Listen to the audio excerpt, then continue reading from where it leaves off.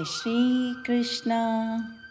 आप सभी कृष्ण भक्तों को मेरा हृदय से वंदन, अभिनंदन। जैसा कि आपने सुना, कल हमारा श्रीमद् भागवत महापुराण का सप्ताह यज्ञ का चौथा दिन पूरा हुआ, समाप्त हुआ। आज हम शुरू करेंगे भगवान श्री कृष्ण की इच्छा से, सांवरे की इच्छा से, श्रीमद् भागवत सप्ताह यज्ञ का 5वां दिन, जो कि शुरू होगा 10वें स्कंद के चौथे अध्याय से और समाप्ति होगी 10वें अध्याय के 54वें अध्याय तक। शुरू करते हैं श्रीमद् भागवत सप्ताह यज्ञ का 5वां दिन। सद्गुरुदेव से प्रार्थना कि अपना आशीर्वाद भरा हाथ मेरे मस्तक पर रखें और माँ सरस्वती जी से निवेदन कि मेरे कंठ में विराजें, ताकि मैं श्रीमद् भागवत महापुराण का पठन उचित उच्चारण के साथ कर सकूं। चौथा अध्याय, कंस के हाथ से छूटकर योग माया का आकाश में जाकर भविष्यवाणी करना। श्री सुखदेव जी कहते हैं, परीक्षित, जब वासुदेव जी लौट आए तब नगर के बाहरी और भीतरी सब दरवाजे अपने आप ही पहले की तरह बंद हो गए। इसके बाद नवजात शिशु के रोने की ध्वनि सुनकर द्वारपालों की नींद खुल गई। वे तुरंत कंस के पास आए और देवकी को संतान होने की बात कही। कंस तो बड़ी आकुलता और घबराहट के साथ इसी बात की प्रतीक्षा कर रहा था। द्वारपालों की बात सुनते ही वह झटपट पलंग से उठा और बड़ी शीघ्रता से सूतिका गृह की ओर झपटा। इस बार तो मेरे काल का ही जन्म हुआ है, यह सोचकर वह और भी व्याकुल हो रहा था। रास्ते में कई जगह लड़खड़ाकर गिरते गिरते बचा। बंदी गृह में पहुंचने पर सती देवकी ने बड़े दुख और करुणा के साथ अपने भाई कंस से कहा, मेरे प्यारे भाई, यह कन्या है। अब कन्या की हत्या तुम्हें कदापि नहीं करनी चाहिए। भैया, तुमने मेरे बालक मार डाले, अब केवल यही एक कन्या बची है, इसे तो मुझे दे दो। मेरे प्यारे और समर्थ भाई, तुम मुझ अभागिनी को यह अंतिम संतान दे दो। श्री सुखदेव जी कहते हैं, परीक्षित, परंतु कंस बड़ा दुष्ट था। उसने देवकी जी को झिड़क कर उनके हाथ से कन्या छीन ली। अपनी उस नन्ही सी नवजात भांजी के पैर पकड़कर कंस ने उसे बड़े जोर से चट्टान पर दे मारा। स्वार्थ ने उसके हृदय से करुणा को समूल नष्ट कर दिया था। परंतु श्री कृष्ण की वह छोटी बहन साधारण कन्या तो थी नहीं, देवी थी। उनके हाथ से छूटकर तुरंत आकाश में चली गई और अपने बड़े बड़े 8 हाथों में आयुध लिए हुए दिख पड़ी। वह दिव्य माला, वस्त्र, चंदन, मणिमय आभूषणों से विभूषित थी। उनके हाथों में धनुष, त्रिशूल, बाण, ढाल, तलवार, शंख, चक्र और गदा, ये 8 आयुध थे। उस समय देवी ने कंस से कहा, अरे मूर्ख, मुझे मारने से तुझे क्या मिलेगा? तेरे पूर्व जन्म का शत्रु तुझे मारने के लिए पैदा हो चुका है। अब तू व्यर्थ निर्दोष बालकों की हत्या न किया कर। कंस से इस प्रकार कहकर भगवती योग माया वहां से अंतर्ध्यान हो गई। देवी की यह बात सुनकर कंस को बहुत आश्चर्य हुआ। उसने उसी समय देवकी और वासुदेव को कैद से छोड़ दिया और बड़ी नम्रता से उनसे कहा, मेरी प्यारी बहन और बहनोई जी, मैं बहुत पापी हूँ, बहुत बड़ा पापी हूँ। मैं इतना दुष्ट हूँ कि करुणा का तो मुझ में लेश भी नहीं है। पता नहीं अब मुझे किस नरक में जाना पड़ेगा। इसके बाद उसने योग माया के वचनों पर विश्वास करके देवकी और वसुदेव को कैद से छोड़ दिया और वह तरह तरह से उनके प्रति अपना प्रेम प्रकट करने लगा। जब देवकी ने देखा कि भाई कंस को पश्चाताप हो रहा है, तब उन्होंने उसे क्षमा कर दिया। वे उसके पहले अपराधों को भूल गई। श्री सुखदेव जी कहते हैं, परीक्षित, जब वह रात्रि बीत जाने पर कंस ने अपने मंत्रियों को बुलाया और योगमाया ने जो कुछ कहा था वह सब उनसे कह सुनाया। कंस के मंत्री पूर्णतया नीति निपुण नहीं थे। अपने स्वामी कंस की बात सुनकर वे और भी चिढ़ गए और कंस से कहने लगे, अरे राजाधिराज, यदि ऐसी बात है तो हम आज ही बड़े बड़े नगरों में, छोटे छोटे गांवों में, अहीरों की बस्तियों में और दूसरे स्थानों में जितने बच्चे हुए हैं, वे चाहे 10 दिन से अधिक के हों या कम के, सबको आज ही मार डालेंगे और उन शत्रु की जड़ को ही उखाड़ फेंकने के लिए विश्वास पात्र सेवक हैं हम आपके, बस हमें ही नियुक्त कर दीजिए। श्री सुखदेव जी कहते हैं, परीक्षित, एक तो कंस की बुद्धि स्वयं ही बिगड़ी हुई थी, फिर उसे मंत्री भी ऐसे ही मिले थे जो उससे भी बढ़कर दुष्ट थे। इस प्रकार उनसे सलाह करके काल के फंदे में फंसे हुए असुर कंस ने यही ठीक समझा। 5वां अध्याय, गोकुल में भगवान का जन्म महोत्सव। श्री सुखदेव जी कहते हैं, परीक्षित, नंद बाबा बड़े मनस्वी और उदार थे। पुत्र का जन्म होने पर तो उनका हृदय आनंद से भर गया। उन्होंने स्नान किया और पवित्र होकर सुंदर वस्त्र आभूषण धारण किए।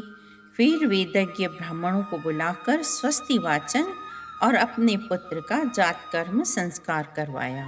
साथ ही देवता और पितरों की विधि पूर्वक पूजा भी की। उस समय ब्राह्मण, सूत, मागध और बंदीजन मंगलमय आशीर्वाद देने तथा स्तुति करने लगे। गायक गाने लगे, भेरी दुंदुभियां बार बार बजने लगी। ब्रजमंडल के सभी घरों के द्वार, आंगन, भीतरी भाग सजा दिए गए। उनमें सुगंधित जल का छिड़काव किया गया। उन्हें चित्र विचित्र बंधनवारों से, फूलों की मालाओं से सजाया गया। गाय, बैल और बछड़ों के अंगों में भी हल्दी तेल का लेप कर दिया गया और उन्हें भी मोर पंख और फूलों के हार से तरह तरह से सजाया गया। सभी ग्वाल बहुमूल्य वस्त्र, गहने, अंगरखे और पगड़ियों से सुसज्जित होकर अपने हाथों में बहुत सारी भेंट की सामग्रियां लेकर नंद बाबा के घर आए। यशोदा जी के पुत्र हुआ है, यह सुनकर गोपियों को भी बड़ा आनंद हुआ। उन्होंने सुंदर सुंदर वस्त्र, आभूषण और अंजन आदि से अपना श्रृंगार किया। गोपियों के मुख कमल बड़े ही सुंदर जान पड़ते थे। इस प्रकार नंद बाबा के घर जाते समय उन सब की शोभा बड़ी अनूठी जान पड़ती थी। नंद बाबा के घर जाकर वे नवजात शिशु को आशीर्वाद देती कि ये चिरंजीवी हों, भगवान इनकी रक्षा करे, और ऊंचे स्वर से मंगल गान करती थी। भगवान श्री कृष्ण समस्त जगत के एकमात्र स्वामी हैं। उनके ऐश्वर्य, माधुर्य, वात्सल्य सभी अनंत हैं। वे जब नंद बाबा के ब्रज में प्रकट हुए, उस समय उनके जन्म का महान उत्सव मनाया गया। नंद बाबा ने प्रसन्नतापूर्वक उनका यथोचित सत्कार किया। परम सौभाग्यवती रोहिणी जी भांति भांति के गहनों से सुसज्जित होकर गृह स्वामिनी की भांति आने जाने वाले स्त्रियों का सत्कार करती हुई विचर रही थी। उसी दिन से नंद बाबा के ब्रज में सब प्रकार की रिद्धियाँ, सिद्धियाँ, अटकेलियाँ करने लगी और भगवान श्री कृष्ण के निवास तथा अपने स्वाभाविक गुणों के कारण वह लक्ष्मी जी का खेल का स्थान बन गई। परीक्षित, कुछ दिनों के बाद नंद बाबा ने गोकुल की रक्षा का भार तो दूसरे गोपों को सौंप दिया और वे स्वयं कंस का वार्षिक कर चुकाने के लिए मथुरा चले गए। जब वासुदेव जी को यह मालूम हुआ कि हमारे भाई नंद जी मथुरा में आए हैं और राजा कंस को उसका कर भी दे चुके हैं, तब वे जहाँ नंद बाबा ठहरे हुए थे वहाँ गए। वासुदेव जी को देखते ही नंद जी सहसा उठकर खड़े हो गए, मानो मृतक शरीर में प्राण आ गए हों। उन्होंने बड़े प्रेम से अपने प्रियतम वासुदेव जी को दोनों हाथों से पकड़कर हृदय से लगा लिया। नंद बाबा उस समय प्रेम से विवल हो रहे थे। वे नंद बाबा से कुशल मंगल पूछ कर कहने लगे, भाई, तुम्हारी अवस्था ढल चली थी और अब तक तुम्हें कोई संतान नहीं हुई थी। यहाँ तक कि अब तुम्हें संतान की कोई आशा भी नहीं थी। यह बड़ी सौभाग्य की बात है कि अब तुम्हें संतान प्राप्त हो गई है। यह भी बड़े आनंद का विषय है कि आज हम लोगों का मिलना हो गया। नंद बाबा ने कहा, भाई वासुदेव, कंस ने देवकी के गर्भ से उत्पन्न तुम्हारे कई पुत्र मार डाले। अंत में एक सबसे छोटी कन्या बच रही थी, वह भी स्वर्ग से धार गई। इसमें संदेह नहीं है कि प्राणियों का सुख दुख भाग्य पर है। वासुदेव जी ने कहा, भाई, तुमने राजा कंस को उसका सालाना कर चुका दिया। हम दोनों मिल भी चुके। अब तुम्हें यहाँ अधिक दिन नहीं ठहरना चाहिए, क्योंकि आजकल गोकुल में बड़े उत्पात हो रहे हैं। श्री सुखदेव जी कहते हैं, जब वासुदेव जी ने इस प्रकार कहा, तब नंद आदि गोपों ने उनसे अनुमति ली और बैलों से जुते हुए छकड़ों पर सवार होकर गोकुल की ओर रवाना हुए। छठा अध्याय, पूतना उद्धार। श्री सुखदेव जी कहते हैं, परीक्षित, नंद बाबा जब मथुरा से चले तब रास्ते में विचार करने लगी कि वासुदेव जी का कथन झूठा नहीं हो सकता। इससे उनके मन में उत्पात होने की आशंका हो गई। तब उन्होंने मन ही मन भगवान की शरण ली कि वे ही रक्षा करेंगे, ऐसा निश्चय किया। पूतना नाम की एक बड़ी क्रूर राक्षसी थी। कंस की आज्ञा से वह नगर, गांव और अहीरों की बस्तियों में बच्चों को मारने के लिए घूम रही थी। वह पूतना आकाश मार्ग से चल सकती थी और अपनी इच्छा के अनुसार रूप भी बदल सकती थी। एक दिन नंद बाबा के गोकुल के पास आकर उसने माया से अपने को एक सुंदरी युवती बना लिया और गोकुल के भीतर चली गई। उसने बड़ा सुंदर रूप बनाया था। उसकी चोटियों में बेले के फूल गुथे हुए थे और सुंदर वस्त्र पहने हुए थे। वह अपनी मधुर मुस्कान और चितवनों से ब्रजवासियों का मन मोह रही थी। उसको आते देखकर गोपियां आकर्षित हो रही थी, मानो स्वयं लक्ष्मी जी अपने पति का दर्शन करने के लिए आ रही हों। पूतना बालकों के लिए ग्रह के समान थी। वह इधर उधर बालकों को ढूंढती हुई अनायास ही नंद बाबा के घर में घुस गई। वहां उसने देखा कि बालक श्री कृष्ण सोए हुए हैं। परीक्षित, भगवान श्री कृष्ण दुष्टों के काल हैं। उन्होंने उसी क्षण जान लिया कि यह बच्चों को मार डालने वाला पूतना ग्रह है। उन्होंने अपने नेत्र बंद कर लिए। जैसे कोई पुरुष भ्रमवश सोए हुए सांप को रस्सी समझकर उठा ले, वैसे ही अपने काल रूप भगवान श्री कृष्ण को पूतना ने अपनी गोद में उठा लिया। पूतना का हृदय तो कुटिल था, किंतु ऊपर से वह बहुत सुंदर और मधुर व्यवहार कर रही थी। देखने में वह एक भद्र महिला के समान जान पड़ती थी। इसलिए रोहिणी और यशोदा जी ने उसे घर के भीतर आए देखकर भी उसकी सौंदर्य प्रभा से हतप्रत सी होकर चुपचाप खड़ी रही, देखती रहीं।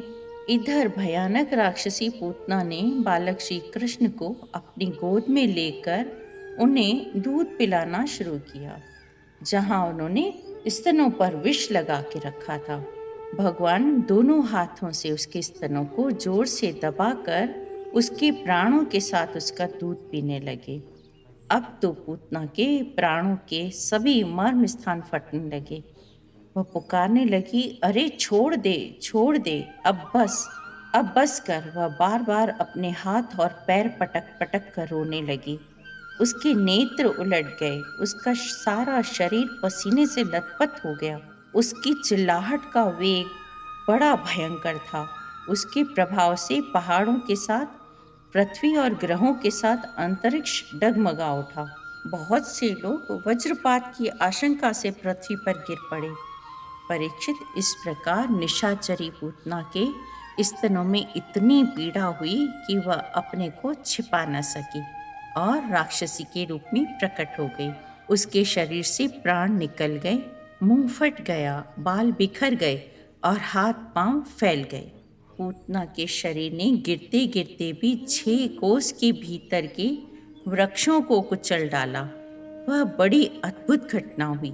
पूतना का शरीर बड़ा भयानक था।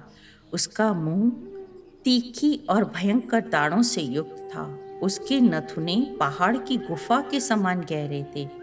आंखें अंधे कुएं के समान गहरी थीं। भुजाएं, जांघें और पैर नदी के पुल के समान जान पड़ते थे। पूतना के उस शरीर को देखकर सब के सब ग्वाल और गोपी डर गए। जब गोपियों ने देखा कि बालक श्री कृष्ण उसकी छाती पर निर्भय होकर खेल रहे हैं, तब वे बड़ी घबराहट और उतावली के साथ झटपट वहां पहुंची और श्री कृष्ण को उठा लिया। उसके बाद यशोदा और रोहिणी के साथ गोपियों ने गाय की पूंछ घुमाने आदि उपायों से बालक श्री कृष्ण के अंगों की सब प्रकार से नजर उतारी। उन्होंने पहले बालक श्री कृष्ण को गौमूत्र से स्नान कराया, फिर सब अंगों में गौरज लगाई, फिर 12 अंगों में गोबर लगाकर भगवान के केशव आदि नामों से रक्षा की। उसके बाद गोपियों ने आचमन करके अज आदि 11 बीज मंत्रों से अपने शरीरों में अलग अलग अंग न्यास एवं कर न्यास किया और फिर बालक के अंगों में बीज न्यास किया। वे कहने लगी, अजन्मा भगवान तेरे पैरों की रक्षा करें, खेलते समय गोविंद रक्षा करें, सोते समय माधव रक्षा करें, चलते समय भगवान वैकुंठ और बैठते समय भगवान श्रीपति तेरी रक्षा करें, भोजन के समय समस्त ग्रहों को भयभीत करने वाला यज्ञ भोक्ता भगवान तेरी रक्षा करे। इस प्रकार अनेक प्रकार के नामोच्चारण कर करके वो उनकी नज़र उतार रही थी और दुआएं दे रही थी। श्री शुकदेव जी कहते हैं, परीक्षित, इस प्रकार गोपियों ने प्रेम पाश में बंधकर भगवान श्री कृष्ण की रक्षा की। इसी समय नंद बाबा और उनके साथी गोप मथुरा से गोकुल पहुँचे। जब उन्होंने पूतना का भयंकर शरीर देखा तब तो वे हैरान ही हो गए। अवश्य ही वासुदेव जी के रूप में कोई ऋषि ने जन्म ग्रहण किया है, अथवा संभव है कि वासुदेव जी पूर्व जन्म में कोई योगेश्वर रहे हों, क्योंकि उन्होंने जैसा कहा था वैसा ही उत्पात यहाँ देखने में आ रहा है। तब तक ब्रजवासियों ने कुल्हाड़ी से पूतना के शरीर को टुकड़े टुकड़े कर डाला और गोकुल से दूर ले जाकर लकड़ियों पर रखकर जला दिया। जब इसका शरीर जलने लगा और धुआं निकला जिसमें से अगर किसी सुगंध आ रही थी, क्यों न हो भगवान ने जो उसका दूध पिया था, उसके सारे पाप तत्काल ही नष्ट हो गए। पूतना एक राक्षसी थी, लोगों के बच्चों को मार डाला, उनका खून किया, परंतु उससे से उत्तम गति जो माता को मिलनी चाहिए वो प्राप्त हुई। परीक्षित, उदास श्रोमणी नंद बाबा ने मृत्यु के मुख से बचे हुए अपने लाला को गोद में उठा लिया और बार बार उसका सिर सूंघकर माथा चूमकर बहुत आनंदित हुए। यह पूतना मोक्ष भगवान श्री कृष्ण की अद्भुत बाल लीला है। जो मनुष्य श्रद्धापूर्वक इसका श्रवण करता है उसे भगवान श्री कृष्ण के प्रति प्रेम हो जाता है। 7वां अध्याय शकट भंजन और तृणावर्त उद्धार। राजा परीक्षित ने पूछा, प्रभु, सर्वशक्तिमान भगवान श्री हरि अनेकों अवतार धारण करके बहुत सी सुंदर एवं सुनने में मधुर लीलाएं करते हैं। वे सभी मेरे हृदय को बहुत प्रिय लगती हैं और विविध विषयों की तृष्णा भाग जाती है। भगवान के चरणों में भक्ति और प्रेम भी प्राप्त हो जाता है। भगवान श्री कृष्ण की जो बाल लीलाएं हैं अवश्य ही वे अद्भुत हैं, इसलिए आप अब उनकी दूसरी बाल लीलाओं का भी वर्णन कीजिए। श्री शुकदेव जी कहते हैं, परीक्षित, एक बार भगवान श्री कृष्ण के करवट बदलने का अभिषेक उत्सव मनाया जा रहा था। उस दिन उनका जन्म नक्षत्र भी था। घर में बहुत सी स्त्रियों की भीड़ लगी हुई थी, गाना बजाना हो रहा था। उन्हीं स्त्रियों के बीच में खड़ी हुई यशोदा जी ने अपने पुत्र का अभिषेक किया। जब यशोदा ने उन ब्राह्मणों द्वारा स्वस्ति वाचन करा कर स्वयं बालक के नहलाने आदि का कार्य संपन्न कर लिया, तब यह देखकर कि मेरे लल्ला के नेत्रों में नींद आ रही है, अपने पुत्र को धीरे से शैया पर सुला दिया। थोड़ी देर में श्याम सुंदर की आंख खुली तो वे रोने लगे। उस समय मनस्वी यशोदा जी उत्सव में आए हुए ब्रजवासियों के स्वागत सत्कार में तन्मय थीं। इसलिए उन्हें श्री कृष्ण जी का रोना सुनाई नहीं पड़ा। तब श्री कृष्ण रोते रोते अपने पांव उछालने लगे। शिशु श्री कृष्ण एक छकड़े के नीचे सोए हुए थे।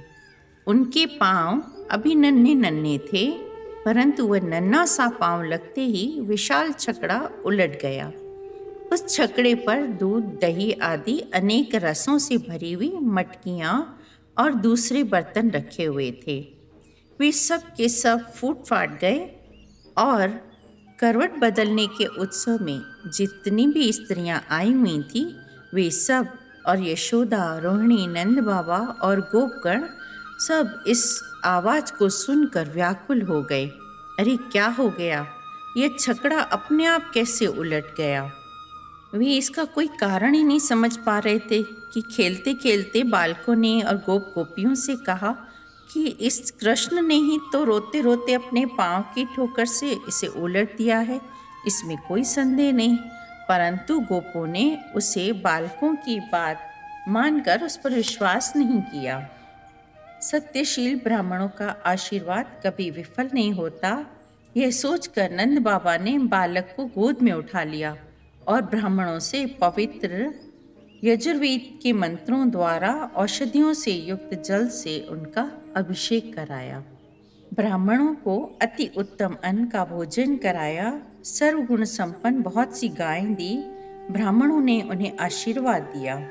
तृणाव्रत नामक एक दैत्य था। वह कंस का निजी सेवक था। कंस के कहने से ही वह बवंडर के रूप में गोकुल में आया और बैठे हुए बालक श्री कृष्ण को उड़ाकर आकाश में ले गया। उसने सारे गोकुल को ढक दिया धूल से और लोगों की देखने की शक्ति भी हर ली। उसके अत्यंत भयंकर शब्द से 10 दिशाएं कांप उठीं। सारा व्रज 2 घड़ी तक धूल और अंधेरे से ढका रहा। यशोदा जी ने अपने पुत्र को जहाँ बिठा दिया था वहाँ जाकर देखा तो वहाँ है नहीं। उस समय तृणाव्रत ने बवंडर रूप से इतनी बालू उड़ा रखी थी कि सभी लोग बेसुध हो गए। पुत्र का पता न पाकर यशोदा को बहुत दुख हुआ। डर गई, वे पृथ्वी पर गिर पड़ी। तब यशोदा जी के रोने का शब्द सुनकर दूसरी गोपियां वहां दौड़कर आईं। नंद नंदन श्याम कुमार श्री कृष्ण को न देखकर उनके हृदय में भी बड़ा संताप हुआ। आंखों से आंसू की धारा बहने लगी और वे फूट फूट कर रोने लगी। इधर तृणावर्त बवंडर रूप से जब भगवान श्री कृष्ण को आकाश में ले उड़ा, तब उनके भारी बोझ को न संभाल सकने के कारण उसका वेग शांत हो गया। वह अधिक चल न सका। तृणावर्त अपने से भी भारी होने के कारण श्री कृष्ण को नीलगिरी की चट्टान समझने लगा। उन्होंने उसका गला ऐसा पकड़ा कि वह उस अद्भुत शिशु को अपने से अलग ही नहीं कर सका। भगवान ने इतने जोर से उसका गला पकड़ रखा था कि वह असुर निश्चेष्ट हो गया। उसकी आंखें बाहर निकल आईं, बोलती बंद हो गई और फिर उसके प्राण पखेरु उड़ गए और बालक श्री कृष्ण के साथ वह ब्रज में गिर पड़ा। वहाँ जो स्त्रियां इकट्ठी होकर रो रही थीं, उन्होंने देखा कि यह विकराल दैत्य आकाश से एक चट्टान पर गिर पड़ा और उसका एक एक अंग चकनाचूर हो गया। भगवान श्री कृष्ण उसके वक्षस्थल पर लटक रहे थे। यह देखकर गोपियां हैरान हो गईं। उन्होंने झटपट वहां जाकर श्री कृष्ण को गोद में ले लिया और लाकर उन्हें माता को दे दिया। बालक मृत्यु के मुख से सकुशल लौट आया। यद्यपि उसे राक्षस आकाश में उठा ले गया था, फिर भी वह बच गया। इस प्रकार बालक श्री कृष्ण को फिर से पाकर यशोदा आदि गोपियां तथा नंद आदि गोपों को अत्यंत आनंद हुआ। ये कहने लगे, अरे यह तो बड़ी आश्चर्य की बात है। देखो तो सही, यह कितनी अद्भुत घटना घट गई। यह बालक राक्षस के द्वारा मृत्यु के मुख में डाल दिया गया था, परंतु फिर जीता जागता आ गया और उस हिंसक दुष्ट को उसके पाप ही खा गए।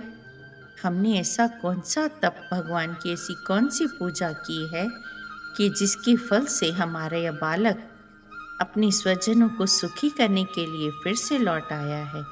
जब नंद बाबा ने देखा बहुत सी अद्भुत घटनाएं हो रही हैं, तब आश्चर्यचकित होकर उन्होंने वासुदेव जी की बात को बार बार याद किया। 8वां अध्याय, नामकरण संस्कार और बाल लीला। श्री सुखदेव जी कहते हैं, परीक्षित, यदुवंशियों के कुल पुरोहित थे श्री गर्गाचार्य जी। वे बड़े तपस्वी थे। वासुदेव जी की प्रेरणा से वे एक दिन नंद बाबा के गोकुल में आए। उन्हें देखकर नंद बाबा को बड़ी प्रसन्नता हुई। ये स्वयं भगवान ही हैं, इस भाव से उनकी पूजा की। जब विधि पूर्वक उनका आतिथ्य सत्कार हो गया, तब नंद बाबा ने बड़ी ही मधुर वाणी से उनका अभिनंदन किया और कहा, भगवान, आप जैसे महात्माओं का हमारे जैसे गृहस्थों के घर आ जाना ही हमारे परम कल्याण का कारण है। प्रभु, आपने ज्योतिष शास्त्र की रचना की है। आप ब्रह्मवेताओं में श्रेष्ठ हैं, इसलिए मेरे इन दोनों बालकों के नामकरण आदि संस्कार आप ही कर दीजिए। श्री गर्गाचार्य जी ने कहा, नंद जी, मैं सब जगह यदुवंशियों के आचार्यों के रूप में प्रसिद्ध हूँ। यदि मैं तुम्हारे पुत्र के संस्कार करूँगा तो लोग समझेंगे कि यह तो देवकी का पुत्र है। कंस की बुद्धि बुरी है, वह पाप ही सोचा करती है। वासुदेव जी के साथ तुम्हारी बड़ी घनिष्ठ मित्रता है। जब से देवकी की कन्या से उसने यह बात सुनी है कि उसको मारने वाला कहीं पैदा हो गया है, तब से वह यही सोचा करता है कि देवकी के 8वें गर्भ से कन्या का जन्म नहीं होना चाहिए। यदि मैं तुम्हारे पुत्र का संस्कार कर दूं और वह इस बालक को वसुदेव जी का लड़का समझकर मार डाले तो हमसे बड़ा अन्याय हो जाएगा। तब नंद बाबा ने कहा, आचार्य जी, आप चुपचाप एकांत गौशाला में केवल स्वस्ति वाचन करके इस बालक का नामकरण कर दीजिए। औरों की कौन कहे, मेरे सगे संबंधियों को भी इस बात को नहीं बताएंगे। श्री सुखदेव जी कहते हैं, गर्गाचार्य जी तो संस्कार करना चाहते ही थे। जब नंद बाबा ने उन्हें इस प्रकार प्रार्थना की, तब उन्होंने एकांत में छिपकर गुप्त रूप से दोनों बालकों का नामकरण संस्कार कर दिया। गर्गाचार्य जी ने कहा, यह रोहिणी का पुत्र है, इसलिए इसका नाम होगा रोहिणी। इसके बल की कोई सीमा नहीं है, अतः इसका एक नाम बलराम भी है। इसका एक नाम संकर्षण भी है। यह जो सांवला सांवला है, प्रत्येक युग में शरीर धारण करता है, इसलिए इसका नाम कृष्ण है। जो सबको आकर्षित करता है, इसलिए इसका नाम कृष्ण है। नंद जी, यह तुम्हारा पुत्र पहले कभी वासुदेव जी के घर भी पैदा हुआ था, इसलिए इस रहस्य को जानने वाले लोग इसे वासुदेव भी कहेंगे। जिसके जितने गुण हैं, जितने कर्म हैं, उन सब के अनुसार अलग अलग नाम पड़ जाते हैं। मैं तो उन नामों को जानता हूँ, परंतु संसार के साधारण लोग नहीं जानते। यह तुम लोगों का परम कल्याण करेगा। समस्त गोप और गौओं को यह बहुत ही आनंदित करेगा। इसकी सहायता से तुम लोग बड़ी बड़ी विपत्तियों को आसानी से पार कर लोगे। जो मनुष्य तुम्हारे इस सांवले सलोने शिशु से प्रेम करते हैं, वे बड़े भाग्यवान हैं। नंद जी, चाहे जिस दृष्टि से देखें, गुण में, संपत्ति, सौंदर्य में, कीर्ति और प्रभाव में तुम्हारा यह बालक साक्षात भगवान नारायण के समान है। तुम बड़ी सावधानी और तत्परता से इसकी रक्षा करो। इस प्रकार नंद बाबा को भली भांति समझाकर आदेश देकर गर्गाचार्य जी अपने आश्रम को लौट गए। उनकी बात सुनकर नंद बाबा को बड़ा आनंद हुआ। उन्होंने ऐसा समझा कि मेरी तो सारी आशाएं, अभिलाषाएं पूरी हो गई हैं। मैं कृत्य हूँ। परीक्षित, कुछ ही दिनों में कृष्ण बलराम घुटनों और हाथों के बल चल चलकर गोकुल में खेलने लगे। उनके पांव और कमर के घुंघरू रुनझुन बजने लगते। वह शब्द बड़ा भला मालूम होता। वे दोनों स्वयं भी वह ध्वनि सुनकर हंसने लगते। माताएं यह सब देख देख कर स्नेह से भर जाती। जब बलराम और श्याम दोनों कुछ और बड़े हुए तब ब्रज में घर के बाहर ऐसी ऐसी बाल लीलाएं करने लगे जिन्हें गोपियां देखती ही रह जाती और परम आनंद में मग्न हो जाती। राजर्षि कुछ ही दिनों में यशोदा और रोहिणी के लाडले लाल घुटनों का सहारा लिए बिना अनायासी खड़े होकर गोकुल में चलने फिरने लगे। अपनी ही उम्र के ग्वाल बालों को अपने साथ लेकर खेलने के लिए ब्रज में निकल पड़ते और ब्रज की भाग्यवती गोपियों को निहाल करते हुए तरह तरह के खेल खेलते थे। उनके बचपन की चंचलताएं बड़ी ही अनोखी होती। गोपियों को तो वे बड़ी ही सुंदर और मधुर लगती। एक दिन सब की सब इकट्ठी होकर नंद बाबा के घर आईं और यशोदा माता को सुना सुना कर कन्हैया की करतूत कहने लगी। अरे यशोदा, यह तेरा काना बड़ा नटखट हो गया है। गाय धोने का समय न होने पर भी यह बछड़ों को खोल देता है और हम डांटती हैं तो उठकर ठठाकर हंसने लगता है। यह चोरी के बड़े बड़े उपाय करके हमारे मीठे मीठे दही दूध चुरा चुरा कर खा जाता है। केवल अपने ही खाता हो तो भी एक बात थी, यह तो सारा दही दूध बंदरों को बांट देता है, मित्रों को बांट देता है, और जब वे भी पेट भर जाने पर नहीं खा पाते तो यह हमारे मटकों को ही फोड़ डालता है। यदि घर में कोई वस्तु इसे नहीं मिलती तो यह घर और घर वालों पर बहुत खींचता है। जब हम दही दूध को छींकों पर रख देते हैं और इसके छोटे छोटे हाथ वहाँ नहीं पहुँचते, तब यह बड़े बड़े उपाय रचता है। कहीं दो चार पीड़ों को एक के ऊपर रख देता है तो कहीं उखल पर चढ़ जाता है, कहीं उखल पर भी पीढ़ा रख देता है, कभी कभी तो अपने किसी साथी के कंधे पर ही चढ़ जाता है। जब इतने पर भी काम नहीं चलता तब यह नीचे से ही उन बर्तनों में छेद कर देता है। इसे इस बात की पक्की पहचान रहती है कि किस चीके में किस बर्तन में क्या रखा है, और ऐसे ढंग से छेद करना जानता है कि किसी को पता तक न चले। जब हम अपनी वस्तुओं को बहुत अंधेरे में छिपा देती हैं ना नंद रानी, तुमने जो इसे बहुत से माणिक के आभूषण पहना रखे हैं ना, उनके प्रकाश से अपने आप ही उसे सब कुछ दिख जाता है। इसके शरीर में भी ऐसी ज्योति है कि जिससे इसे सब कुछ दिखता है। ये इतना चालाक है कि कब कौन कहाँ रहता है इसका पता रखता है, और जब हम घर के काम धंधों में उलझी रहती हैं तब यह अपना काम बना लेता है। ऐसा करके भी इसकी डिठाई की बातें करता रहता है, उल्टे हमें ही चोर बनाता है। तनिक देखो तो इसकी ओर, वहाँ तो चोरी के अनेकों उपाय करके काम बनाता है। अभी देखो जैसे पत्थर की मूर्ति खड़ा हो। वाह रे भोले भाले साधु। इस प्रकार गोपियाँ कहती जाती और श्री कृष्ण के मुखमंडल को देखती जाती। उनकी यह दशा देखकर नंदरानी यशोदा जी उनके मन का भाव ताड़ लेती और उनके हृदय में स्नेह और आनंद की बाढ़ आ जाती और वे हंसने लगती। अपने लाडले कन्हैया को डांटने की बात तक नहीं सोच पाती। ओम नमो भगवते वासुदेवाय।